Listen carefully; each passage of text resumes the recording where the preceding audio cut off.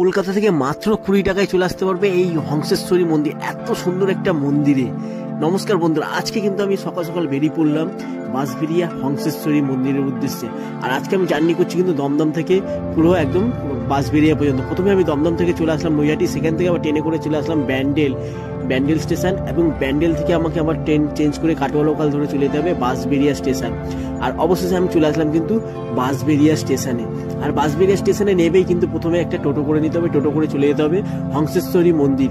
এখান থেকে টোটো পেয়ে চলে আসবে হংসেশ্বরী মন্দির, মাত্র 10 টাকার। মন্দিরটি কিন্তু অপূর্ব সুন্দর, প্রায় 1820 সালে কিন্তু প্রায় 200 বছর আগের প্রাচীন মন্দির, রাজা নৃসিংহদেবের তৈরি। এবং তার রাজা নৃসিংহদেব মৃত্যুর পর তার পত্নী কিন্তু এই মন্দিরটি প্রতিষ্ঠা করে। আর এখানে কিন্তু মা কালী কিন্তু হংসেশ্বরী মাতা কিন্তু নামে পরিচিত। আর এখানকার প্রাকৃতিক পরিবেশও কিন্তু খুব সুন্দর। আর তোমরা পুরো ভিডিও দেখতে চাইলে আমার ইউটিউবে গিয়ে কিন্তু তোমরা আমার ইউটিউব চ্যানেলে গিয়ে পুরো ভিডিও দেখতে পারবে। আর ভিডিওটি কেমন লাগলো অবশ্যই কমেন্ট করে জানিও।